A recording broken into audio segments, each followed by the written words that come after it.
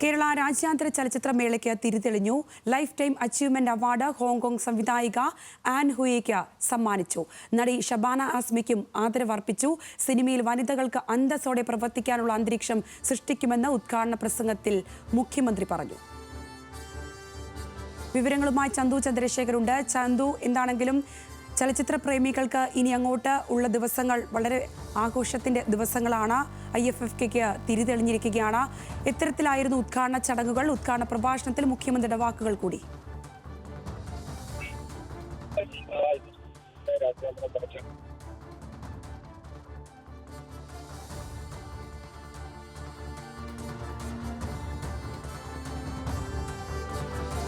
കൂടുതൽ വിശദാംശങ്ങൾ നൽകാനായി ചന്തുവിനെ നമ്മൾ പ്രതീക്ഷിക്കുന്നുണ്ട്. IFFK അല്പം മുമ്പ് തിരിതെളിഞ്ഞു. Life time achievement award Hong Kong സംവിധായിക ആൻ ഹുയിക്ക് ഈ ഉദ്ഘാടന ചടങ്ങിൽ വെച്ച് സമ്മാനിക്കുകയുണ്ടായി. നടി ഷബാന ആസ്മിക്കും ആദരവ് അർപ്പിച്ചു. സിനിമയിൽ വനിതകൾക്ക് അന്തസ്സോടെ പ്രവർത്തിക്കാനുള്ള അന്തരീക്ഷം സൃഷ്ടിക്കുമെന്ന ഉദ്ഘാടന പ്രഭാഷണത്തിൽ മുഖ്യമന്ത്രി പറയുകയും ചെയ്തിരുന്നു.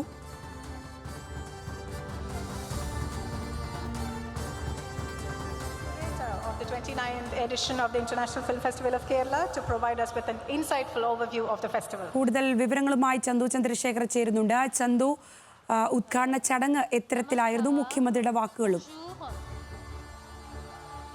സമയം മുൻപാണ് 29ാമത് രാജ്യാന്തര ചലച്ചിത്രമേള മുഖ്യമന്ത്രി ഉദ്ഘാടനം ചെയ്തത്. അദ്ദേഹം പ്രധാനമായും പറഞ്ഞത് എല്ലാവിധ ഭേദ ചിന്തകൾക്കും അതീതമായ ഒരു യുവാക്കളുടെ കൂട്ടായ്മ ഈ ചലച്ചിത്രമേളയിലൂടെ ഇവിടെ ഉണ്ടാകുന്നുണ്ട് എന്ന് അദ്ദേഹം വ്യക്തമാക്കി. കൂടാതെ ഈ ചലച്ചിത്രമേളയുടെ ഒരു പ്രധാന പ്രത്യേകത സ്ത്രീകൾക്ക് കൂടുതൽ പ്രാമുഖ്യം നൽകുന്നുണ്ട്. സ്ത്രീകളെ ആദരിക്കുന്ന ഒരു ചടങ്ങ് തന്നെ ഈ ചലച്ചിത്രമേളയുടെ ഭാഗമായി ഉൾക്കൊള്ളിച്ചിട്ടുണ്ട്. മാത്രമല്ല, ഈ വിശിഷ്ട അതിഥിയായി പങ്കെടുക്കുന്നത് ഷബാന ആസ്മിയാണ്. ആൻ ഹുയിയാണ് ലൈഫ് ടൈം അച്ചീവ്മെന്റ് അവാർഡ് കരസ്ഥമാക്കുന്നത്. കൂടാതെ വിദേശത്ത് നിന്ന് ഇവിടെ എത്തിയിട്ടുള്ള 2 പ്രശസ്തരായ ചലച്ചിത്ര പ്രവർത്തകരും വനിതകളാണ്. അപ്പോൾ സ്വാഭാവികമായും ഈ ചലച്ചിത്രമേളയിൽ സ്ത്രീകൾക്ക് വളരെ പ്രാധാന്യം നൽകുന്നുണ്ട്. അതുകൊണ്ട് തന്നെ സ്ത്രീ സുരക്ഷയുമായി ബന്ധപ്പെട്ട് അത് സിനിമാ മേഖലയിൽ സ്ത്രീ സുരക്ഷയുടെ കാര്യത്തിൽ ഒരു വിട്ടുവീഴ്ചയുമില്ലാത്ത നിലപാട് സ്വീകരിക്കും. അന്തസ്സോടെ സ്ത്രീകൾക്ക് പ്രവർത്തിക്കുന്നതിനുള്ള അവസരം സിനിമാ മേഖലയിൽ ഉണ്ടാക്കുമെന്ന് മുഖ്യമന്ത്രി വ്യക്തമാക്കുകയുണ്ടായി. അതിനുശേഷം അധ്യക്ഷ പ്രസംഗത്തിൽ മന്ത്രി സജി ചെറിയാനും അക്കാര്യം തന്നെ ചൂണ്ടിക്കാട്ടുകയുണ്ടായി. ഹേമ കമ്മിറ്റി റിപ്പോർട്ട് പുറത്തു വന്ന സാഹചര്യത്തിൽ ഈ സിനിമാ മേഖലയുടെ സ്ത്രീകളുടെ വിഷയവുമായി ബന്ധപ്പെട്ട് വലിയ തരത്തിലുള്ള ചർച്ചകൾ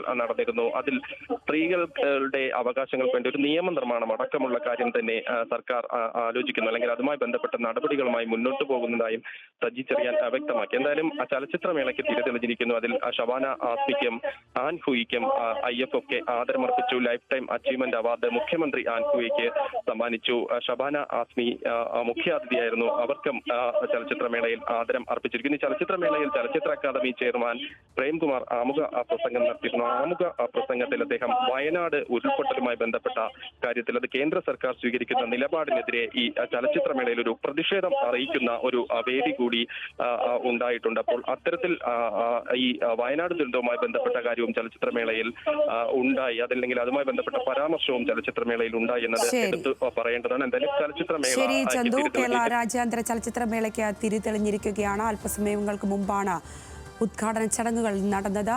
ചന്തു ചന്ദ്രശേഖരാണ് വിവരങ്ങൾ നൽകിയത്.